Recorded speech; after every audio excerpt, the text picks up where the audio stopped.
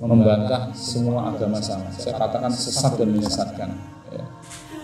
Kalau benar ya coba anaknya suruh agamanya divariasikan oleh yang Nasrani satu, Buddha satu, Hindu satu, Yahudi satu, mau apa enggak coba? Ya, kalau nggak mau berarti dia cuma cari jabatan. Kalau mau betul-betul hebat itu betul-betul hebat seperti itu. Ya, buktinya pernah ya ada seorang kawan Ustadz itu Hartono Najais itu pernah ketemu Nurholis Masjid sebelum wafatnya beliau.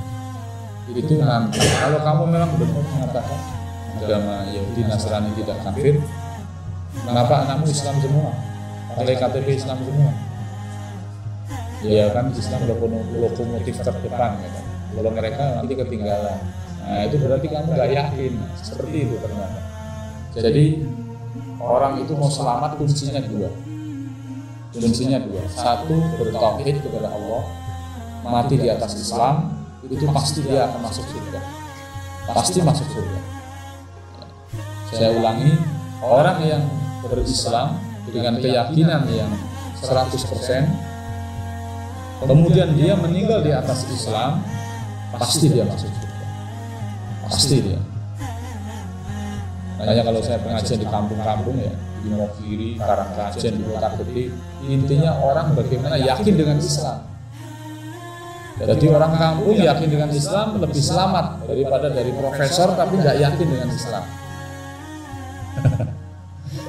Banyak sekali cendekiawan kita nggak yakin dengan Islam. Dan para ulama mengatakan batas minimalis itu diantaranya adalah sholat 5 waktu.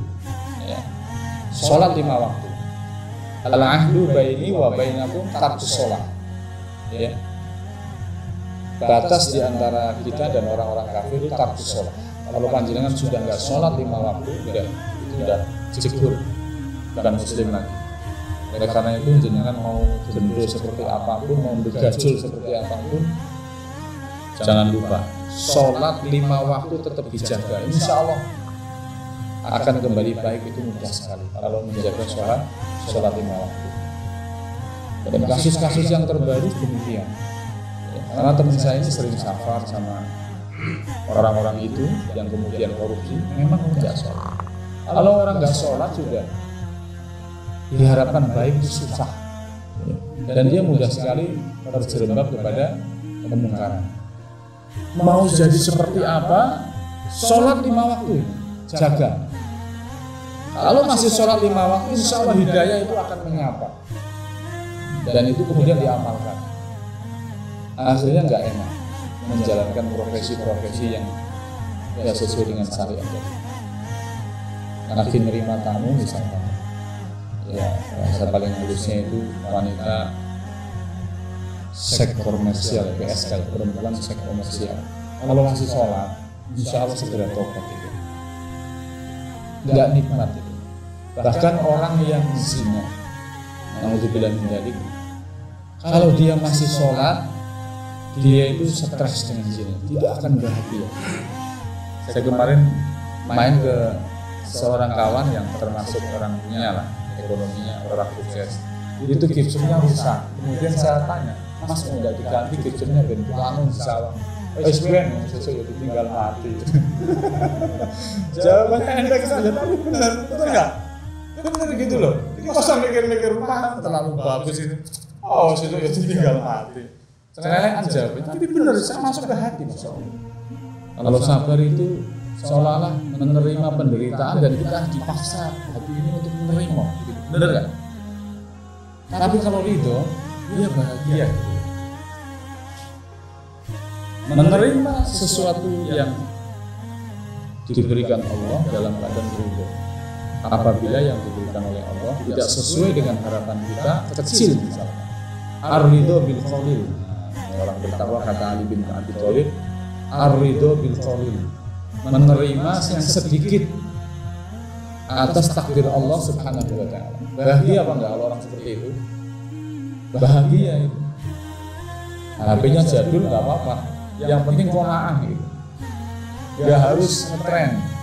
Baju kita mungkin berapa potong di rumah, penampilannya sampai biasa-biasa, yang penting qanaah, bahagia. seorang manusia itu nanti dibangkitkan di padang mahsyar sesuai dengan keadaan saat meninggal dunia, dan seseorang meninggal dunia sesuai dengan kebiasaan saat hidup. Kalau ditanya ulama gini kan, apa agama? Semua agama benar. Kira-kira diapakan sama mereka? Langsung pukul pakai pukul besi. Ini riwayatnya sahih ya.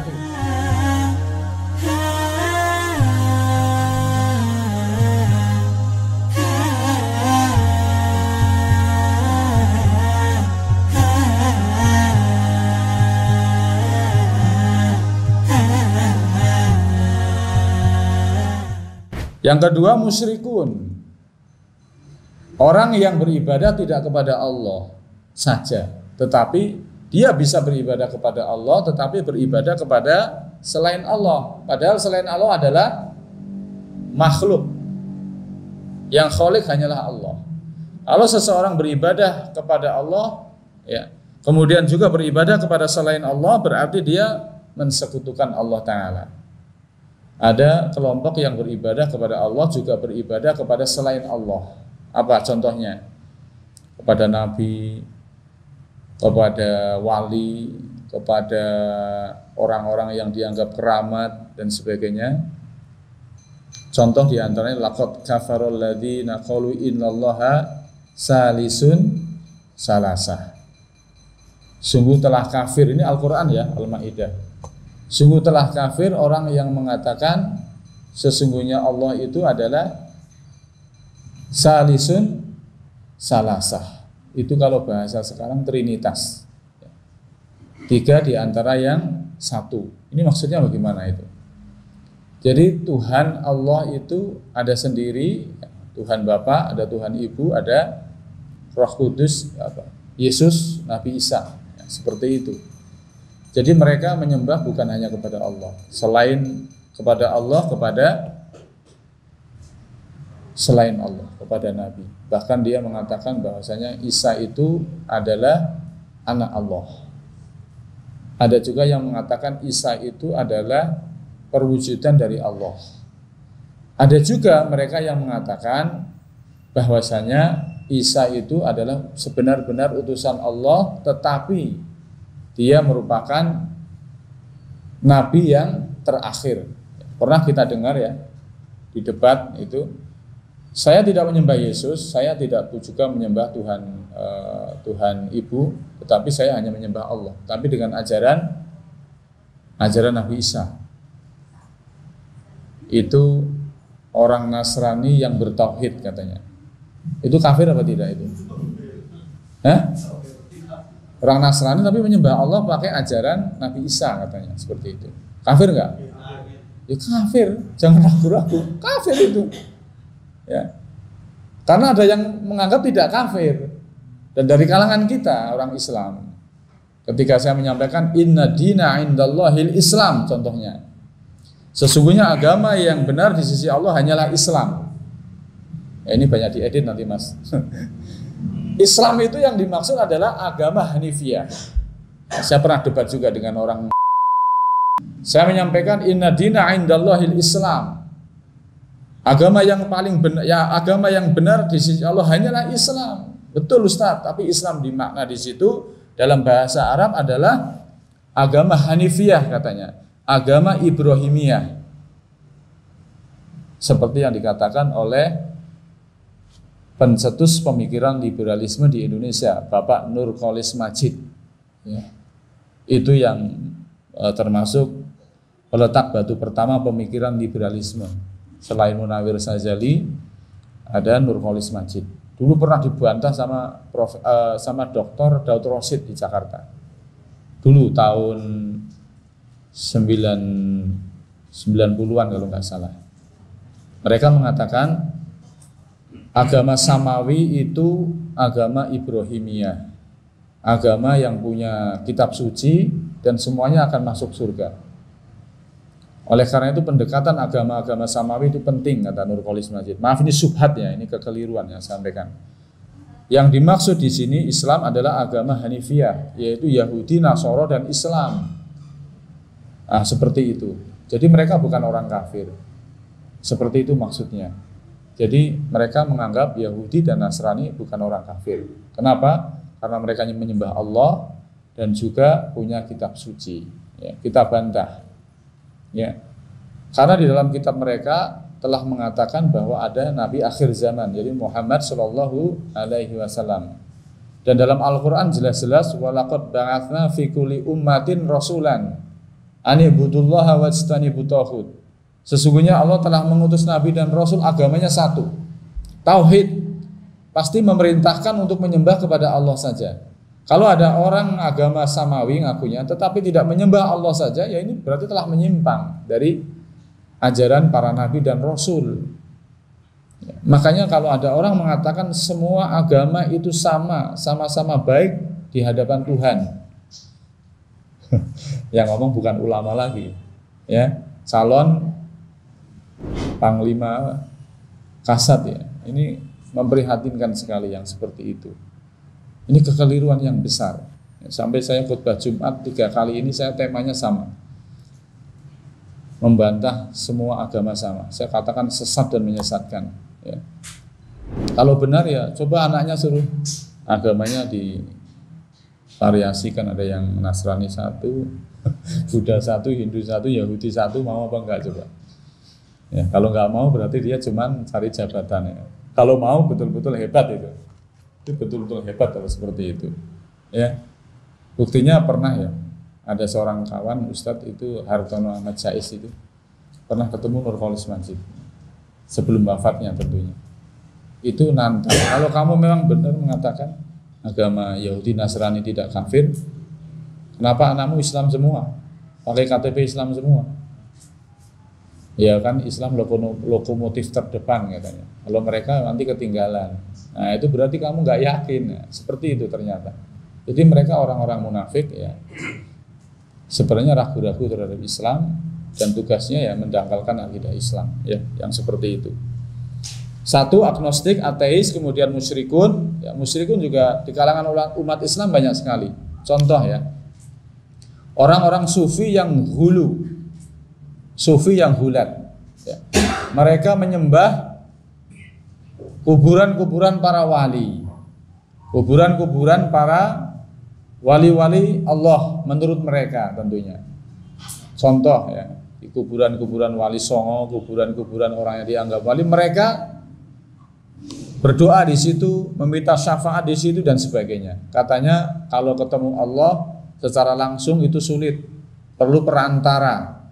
Seperti kita ketemu presiden, kalau langsung bisa nggak?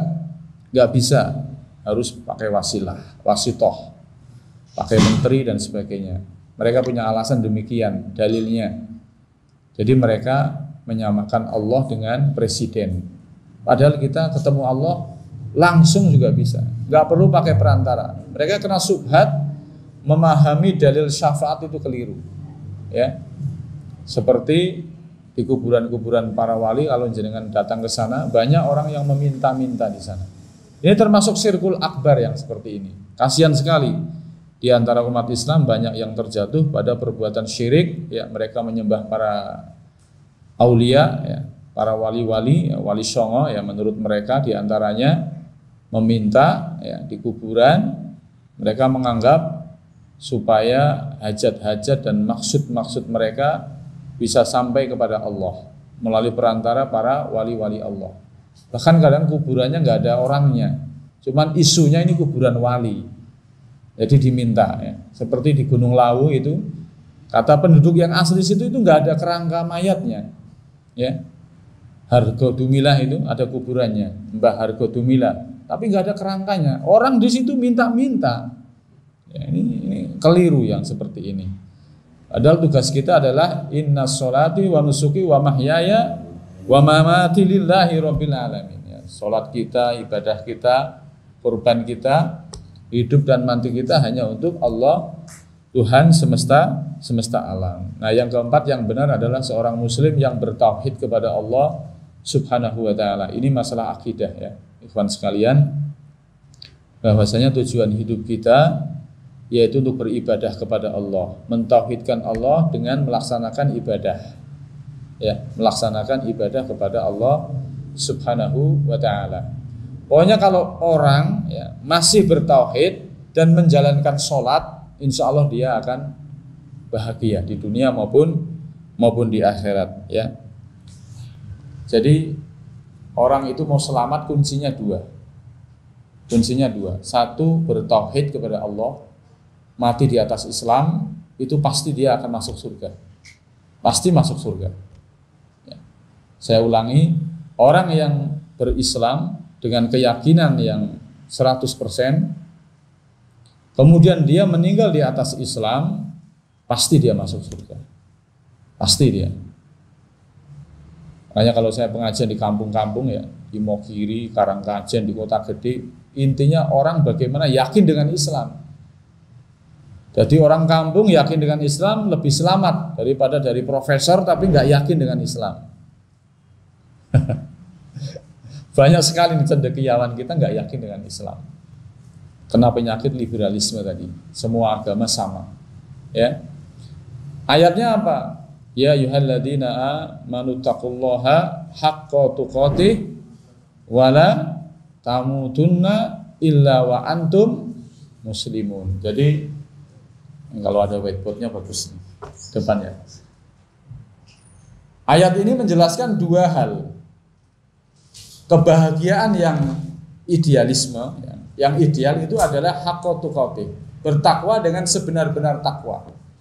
Kalau panjenengan orang yang bertakwa yang sebenar-benar takwa, ya, takwanya inna akramakum indallahi atqakum, orang bertakwa yang paling mulia. Siapapun kita, kalau menjadi orang yang bertakwa pasti dia akan bahagia. Disediakan surga bagi orang-orang yang bertakwa. Kita nggak punya sekolahan, nggak punya harta, nggak punya rumah, nggak punya mobil, bahkan nggak punya pasangan pun, meninggal dalam keadaan jomblo yang bertakwa, pasti masuk surga.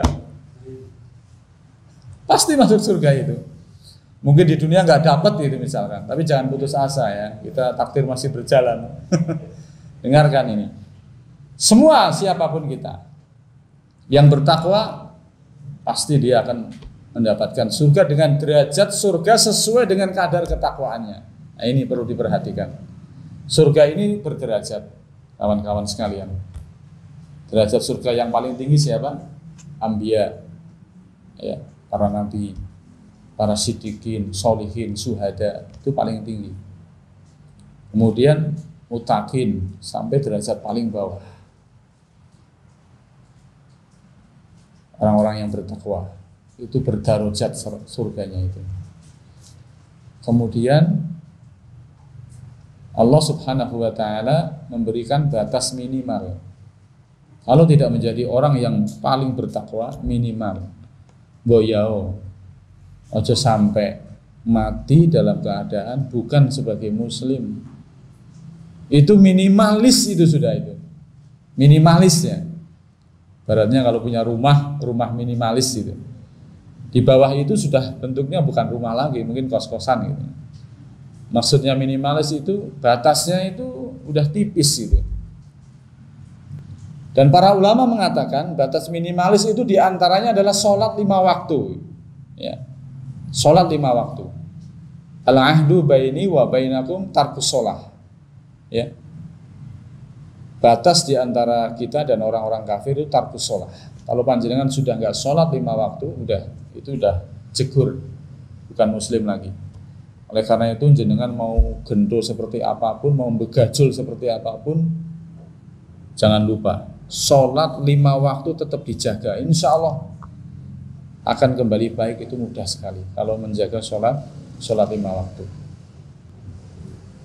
A1 ya, informasi dari kawan saya yang di atas, yang di DPR, itu rata-rata orang yang korupsi itu nggak sholat, udah itu. Walaupun Haji Muhammad itu kalau korupsi biasanya nggak sholat itu. Dan kasus-kasus yang terbaru demikian. Ya, karena teman saya ini sering safar sama orang-orang itu yang kemudian korupsi, memang orang nggak sholat. Kalau orang nggak sholat sudah diharapkan baik itu susah. Ya. Dan dia mudah sekali terjerembab kepada kemungkaran. Saya punya kawan itu ngisi pengajian juga di daerah ya, utara sini ya, daerah Malioboro masuk ke sana lagi yang stasiun sebelahnya itu. Pelajaran pertama yang ditekankan adalah yang penting sholat 5 waktu. Sholat 5 waktu. Mau jadi seperti apa, sholat 5 waktu ini, jaga. Kalau masih sholat 5 waktu, insya Allah hidayah itu akan menyapa. Dan itu kemudian diamalkan. Akhirnya nggak enak menjalankan profesi-profesi yang nggak sesuai dengan syariat tadi. Lagi nerima tamu misalkan ya bahasa paling halusnya itu wanita seks komersial ya, PSK ya, perempuan seks komersial. Kalau masih sholat, insya Allah segera tobat itu. Nggak nikmat itu. Bahkan orang yang zina, na'udzubillah min dzalik, kalau dia masih sholat, dia itu stres dengan zina, tidak akan bahagia. Bisa diharapkan tobatnya. Tapi kalau orang sudah nggak sholat, susah. Hatinya bisa mati dan tertutup. Ya. Seperti itu. Oleh karena itu, maksud dari bab yang kedua ini adalah jadilah orang yang idealis. Kalau antum urusan dunia pengennya yang idealis, betul nggak? Dalam hal agama, usahakan yang idealis. Menjadi orang yang inna akramakum mindallahi atqakum. Yang paling akram adalah yang paling bertakwa kepada Allah Ta'ala. Yang kedua minimal ini, jangan tinggalkan sholat 5 waktu atau jangan tinggalkan agama Islam. Dan orang meninggalkan agama Islam bukan kemudian langsung pindah KTP dibaptis, itu enggak. Tapi ada pembatal-pembatal keislaman. Yang itu harus kita pelajari juga nanti bab-bab khusus ya. Pembatal-pembatal keislaman, di antaranya ragu terhadap agama Islam. Dia mengatakan semua agama sama, semua agama baik di hadapan Tuhan, dengan keyakinan ya, dengan keyakinan, bukan cari pamor ya. Kufur itu, bisa kufur yang seperti itu. Makanya hati-hati ya. Kemudian menghina agama Islam, menghina Nabi Muhammad SAW, itu juga kufur ya. Seperti siapa itu yang dipukuli itu di penjara, kece, kufur, perbuatan kufur seperti itu. Walaupun KTP-nya Islam, ya, itu pembatal Islam. Yaitu kawan sekalian bab yang kedua, jam berapa ini? Sebentar lagi. Bab yang ketiga mencari kebahagiaan, ya.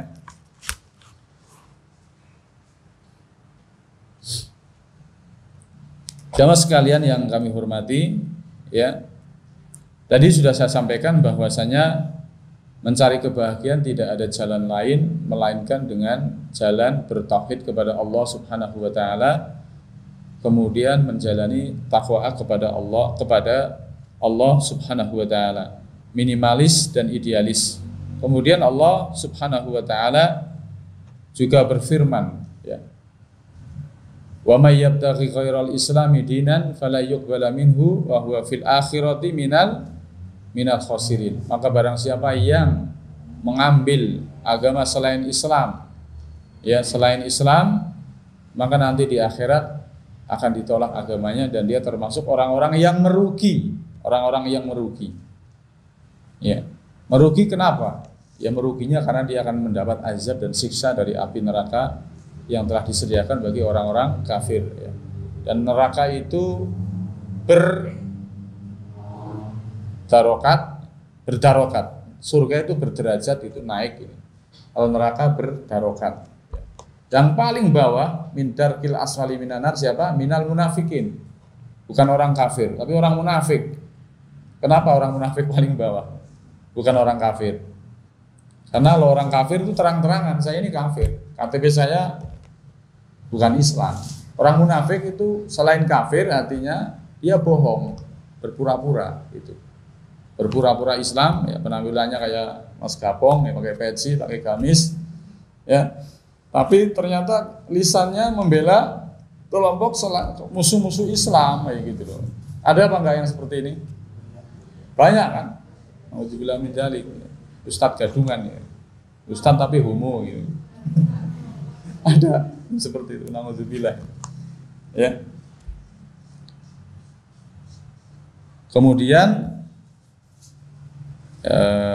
kebahagiaan itu yang paling utama adalah nikmatnya itu qad aflaha man aslama wa ruziqa kafafan wa qannahu Allahu bima atah. Ya, di dalam buku ini di halaman 22 bahwa sesungguhnya orang yang bahagia, paling bahagia itu ada kenikmatan yang paling tinggi. Yang pertama, qad aflaha man aslama. Sungguh paling bahagia orang yang pertama hidup dalam keadaan Islam, wa ruziqa kafafan, punya rezeki yang cukup, wa qanahu Allahu bima atah, diberi jiwa yang qanaah, tenang dengan pemberian dari Allah Ta'ala. Jenengan Islam apa enggak? Islam. Itu nikmat paling besar. Jadi kalau ada orang Islam kok sedih hidupnya, itu ngeluh, nah ini berarti kurang bersyukur ya. Karena semua yang dimiliki orang kafir itu tidak mempunyai apa yang kita miliki, Islam dan iman. Ya. 1 sampai 10 orang terkaya di Indonesia itu kebanyakan malah semuanya kayaknya orang kafir itu. Mereka punya aset 2 triliun katanya. Lebih, ada yang berapa triliun. Silahkan, nek mati digawa itu. Nggak dibawa mati itu. Ya. Tapi kita punya iman, Islam, ya. Aflah kata Rasulullah. Itulah yang paling membahagiakan. Sumber kebahagiaan. Kalau kita mati besok pagi, nggak punya hutang, punya iman, insya Allah kita surga. Ya, jadi jangan takut mati. Yang penting Islam, iman, nggak punya hutang ya. Itu plus-plusnya, nggak punya hutang, nggak punya kezaliman terhadap orang itu, bertobat kepada Allah, maka kapanpun mati kita siap insya Allah. Ya, kapanpun mati kita siap insya Allah. Jadi jadilah orang yang siap mati dengan keimanan kita. Siapa yang punya hutang segera diselesaikan itu. Punya iman, punya Islam, nggak punya hutang, itu masya Allah tidurnya itu nyenyak itu, ikhwan sekalian. Yang kedua, waruziqa kafafan, tidak kapiran, tidak kaliren. Maksudnya apa? Kebutuhan pokoknya tercukupi, punya rumah, walaupun kontrak itu. Siapa yang mengontrak rumahnya ini? Jangan bersedih ya. Kalau ngontrak rumahnya jangan bersedih. Kita semuanya ngontrak. Betul apa betul Mas Amru? Ini rumahnya Mas Amru SHM-nya ya, keluarga ya. Ngontrak berapa tahun Mas antum? Hah? Nggak, bakalnya mau ngontraknya mau diperpanjang berapa tahun? Nggak tahu kan ya. Kalau meninggal dunia ya ditinggalkan. Hakikatnya ngontrak semua. Ya. Ngontrak kita itu rumahnya walaupun punya. Jangan sedih kalau rumahnya ngontrak. Wong kita mati juga nggak dibawa rumahnya. Saya kemarin main ke seorang kawan yang termasuk orang punya lah, ekonominya orang sukses. Itu gipsumnya rusak. Kemudian saya tanya, Mas kok nggak diganti gipsumnya ben wangun di sawang?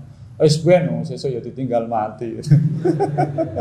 Jawabannya enteng saja tapi benar, betul nggak? Benar gitu loh. Jadi nggak usah mikir-mikir rumah terlalu bagus ini. Oh sesuk ya ditinggal mati. Celelekan jawab, tapi benar saya masuk ke hati, masya Allah. Ternyata iya kan, benar kan. Jadi orang kaya aja slow gitu loh. Ngapain saya terus bingung-bingung rumah saya kurang ini kurang itu ya. Qad aflaha man aslama. Kalau kita sebagai muslim ya, kemudian punya rezeki yang cukup, wa qanahu Allahu bima atah. Ini yang paling susah ini. Qanaah. Apa itu qanaah? Al-qana'atu kanzun la yufna, perhiasan yang tidak akan pernah sirna. Dia akan menjadi hiasan ahli surga. Qana'ah itu ridho, bukan sabar ya, ridho. Bedanya sabar dengan ridho apa? Apa Mas Sugeng? Kalau sabar itu seolah-olah menerima penderitaan dan kita dipaksa hati ini untuk menerima, gitu. Benar nggak? Tapi kalau ridho, dia bahagia gitu loh. Menerima sesuatu yang diberikan Allah dalam keadaan ridho. Apabila yang diberikan oleh Allah tidak sesuai dengan harapan kita, kecil misalkan. Ar-ridho bil qalil. Nah, ini orang bertakwa kata Ali bin Abi Thalib, ar-ridho bil qalil, menerima yang sedikit atas takdir Allah Subhanahu wa taala. Bahagia apa enggak kalau orang seperti itu? Bahagia itu. HP-nya jadul enggak apa-apa, yang penting qanaah gitu. Enggak harus ngetren. Baju kita mungkin berapa potong di rumah, penampilannya santai biasa-biasa, yang penting qanaah, bahagia. Ya. Yang enggak qanaah itu yang orang terombang-ambing, ikuti tren ya, boros dan sebagainya. Hidup kita itu murah ya ikhwan. Coba kalau antum hidupnya sekarang umurnya berapa? 40 tahun misalkan ya. Kita mau hidup seperti Nabi, berarti 23 tahun lagi ya Mas Lim. Misalkan ya, sampai seperti Nabi ya. Selamat. Biaya hidup kita 23 tahun berapa miliar sih itu? Kalau dihitung itu makan kita cuman bubur ya, cuman paling enak sate kelapak gitu ya. Yang lebih enak malah apa masukin? Gak ada kan? Sedikit biaya hidup kita. Yang bikin susah itu nafsu dan gaya hidup kita. Oleh karena orang Islam itu mau kaya mau miskin gayanya biasa-biasa aja gitu. Nggak suka pamer. Apalagi apa itu? Crazy rich apa? Orang kaya tapi gila ya. Itu bukan orang beriman tuh, orang yang nggak punya pegangan itu. Orang beriman yang kaya tetap qanaah ya. Seperti itu. Dan Nabi Allah Subhanahu wa taala berfirman, ini perlu diperhatikan. Yusabbitullahu alladhina amanu bil qauli sabit fil hayati dunya wa fil akhirah. Quran surat Ibrahim ayat 27. Artinya Allah akan meneguhkan kepada orang-orang yang beriman qaul sabit fil hayati dunya wa fil akhirah. Orang yang beriman itu akan diberi anugerah oleh Allah Ta'ala perkataan yang kokoh di dunia maupun di akhirat. Apa perkataan yang kokoh itu di dunia maksudnya? Maksudnya adalah tatkala orang yang beriman itu menghadapi kematian, sakaratul maut, dia akan diberi kemudahan untuk mengucapkan kalimat tahlil la ilaha illallah. Kalimatut thayyibah sebelum dia meninggal dunia. Dia mengucapkan kalimat la ilaha illallah Muhammadur Rasulullah, atau minimal la ilaha illallah, atau istighfar, atau takbir, atau kalimat thayyibah yang lainnya, kemudian dia meninggal dunia. Sehingga dia menghadap kepada Allah dalam keadaan husnul khotimah. Dan itu adalah kebahagiaan yang paripurna, cita-cita tertinggi yang Allah karuniakan kepada orang yang beriman. Sekarang jadi orang kaya beli gedung tapi matinya teriak-teriak, tidak jelas agamanya. Mau apa enggak? Buat apa? Yang penting kita hidup bersahaja, menjadi orang muslim, menjaga ukhuwah, punya akhlak yang baik, punya akidah yang lurus, mati dalam keadaan husnul khotimah. Ya. Antum pernah lihat enggak orang meninggal dunia ngomong apa? Pernah enggak pengalaman? Ya. Kalau pegawai rumah sakit sering ya, di ICU itu orang meninggal dunia ada yang gampang mengucapkan la ilaha illallah. Ini ayahanda ya, belum lama mengucapkan kalimat thayyibah. Masya Allah luar biasa. Saya dulu pernah menyaksikan ayah saya juga meninggal dunia setelah ba'da asar di hari Jumat yang seperti ini juga. Dia mengucapkan kalimat tahlil sampai berapa kali saya mengus, ternyata meninggal dunia.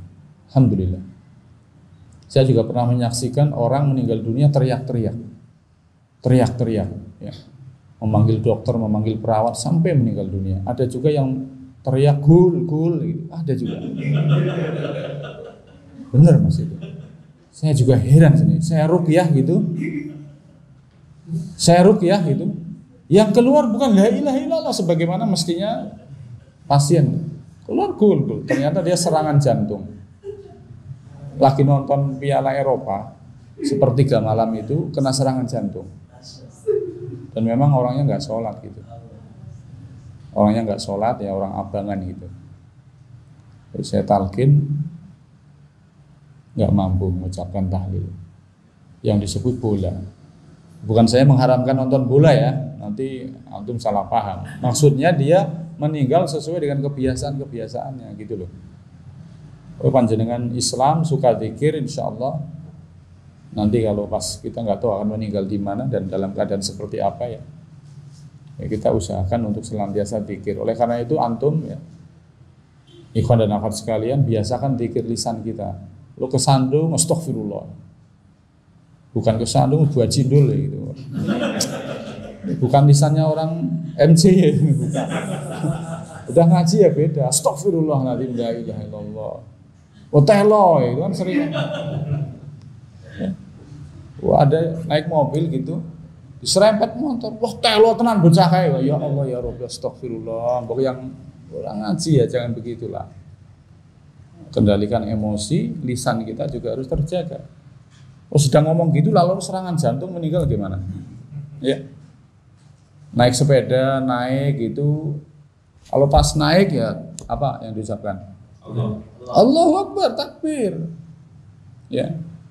Nanti dikira ISIS ya. Allahu Akbar itu amalannya umat Islam. Ya Allah ya Rabbi gitu. Gimana takbir kok dikira radikal itu? Ini ajib ini. Turun ya subhanallah, orang cengengesan gitu. Ayo bro, lor lah jelas gitu gimana? Ya naik gunung juga takbir, turun ya subhanallah. Begitu. Jadi lisan kita biasakan dzikir di setiap fikuli ahwalil yaumiyah, di setiap keadaan kita. Supaya apa?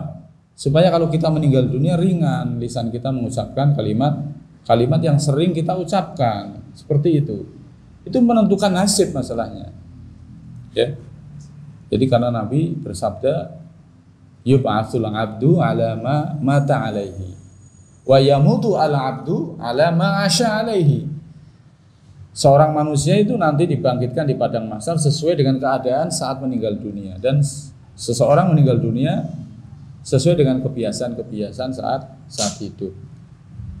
Ya, kemudian yang kedua, perkataan kokoh di akhirat yaitu di alam barzah. Di alam kubur semua manusia itu akan menghadapi fitnatul kubur. 3 pertanyaan malaikat kubur, yaitu siapa? Mungkar dan Nakir. Apa pertanyaannya? Man rabbuka? Man nabiyuka? Wa ma dinuka? Ya, siapa Tuhanmu? Siapa nabimu? Dan apa agamamu? Kalau ditanya wa ma dinuka? Apa agamamu? Semua agama benar. Kira-kira diapakan sama malaikat? Langsung pukul pakai pukul besi. Riwayatnya sahih ya akhi. Riwayatnya sahih. Mungkar Nakir itu malaikat yang diutus oleh Allah di alam barzah yang akan menanyakan kepada setiap insan fitnatul kubur, yang apabila manusia itu lulus jawabannya benar, dia akan dapat nikmat kubur. Yang enggak lulus dapat azab kubur. Seperti itu. Kapan itu alam barzah datang? Sebentar lagi. Ya. Dengan segala resiko hidup kita akan menghadapi alam barzah. Hidup kita singkat. Hidup kita singkat, jangan banyak ambisi yang terlalu rumit ya. Barangkali ambisi kita sudah jauh ke sana, umur kita tinggal besok pagi. Ya. Orang kafir, orang munafik, dia jawabannya la adri. Dalam hadis malah dikatakan ha gitu. Bahasa Arabnya ya pelunga-pelungu gitu. Ya. Ini soal ujian yang sudah dibocorkan oleh Nabi. Pertanyaannya seperti ini, jawabannya seperti ini. Tadi tidak semua orang bisa menjawabnya. Ya. Kalau kita ujian ya, soal jawabnya sudah dibocorkan ya kita gampang. Ini sama dibocorkan oleh Nabi, tapi tidak semua orang bisa lulus menjawab pertanyaan fitnatul kubur. Kalau orang udah lulus fitnatul kubur, dia dapat nikmat kubur. Kalau nggak lulus dapat azab kubur. Na'udzubillah min dzalik ya. Allahumma rzuqna husnal khotimah. Ya, mungkin bab yang keempat kita tunda di pertemuan yang mendatang ya. Demikian apa yang dapat saya sampaikan. Apabila ada yang kurang jelas silahkan bisa dipertanyakan. Kalau tidak kita tutup dengan doa mumpung Jumat sore ya, sebelum maghrib termasuk waktu yang mustajabah. Ada yang ditanyakan langsung aja, enggak apa-apa. Dari apa yang saya sampaikan. Monggo Mas Edi.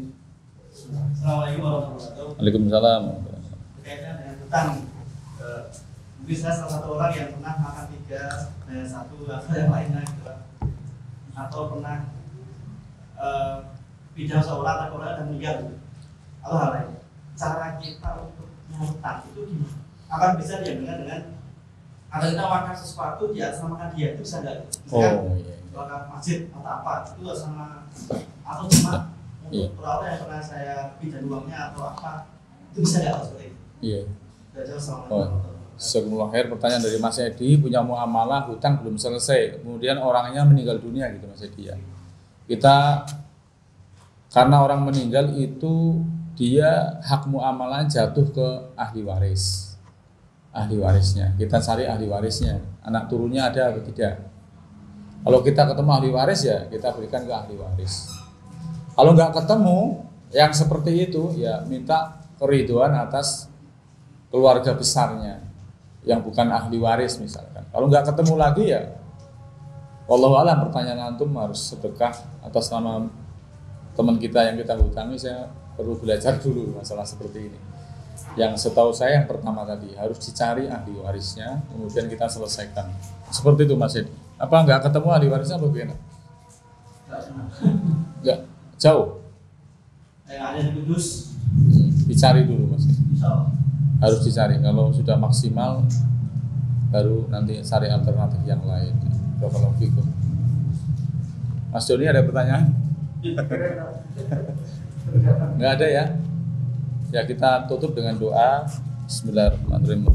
Allahumma sholli ala Muhammad wa ala ali Muhammad kama shallaita ala Ibrahim wa ala ali Ibrahim innaka Hamidum Majid. Rabbana la tuzigh qulubana ba'da idh hadaitana wa hab lana min ladunka rahmah innaka antal wahhab. Allahumma aslih lana dinana alladhi huwa 'ismatu amrina waslih lana dunyana allati fiha ma'ashuna waslih lana akhiratana allati fiha mi'aduna waj'alil hayatan ziyadatan lana min kulli khairin wal mauta rahatan lana min kulli syarrin.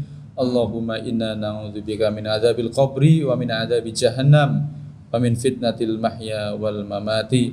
Rabbighfir lana wa liwalidayna warhamhuma kama rabbayani shaghira. Allahumma amitna 'alal islam wa sunnah. Allahumma rzuqna husnal khatimah. Rabbana atina fid dunya hasanah wa fil akhirati hasanah wa qina adzabannar. Wa sallallahu ala nabiyyina Muhammadin wa ala alihi wa sahbihi ajma'in. Assalamualaikum warahmatullahi wabarakatuh.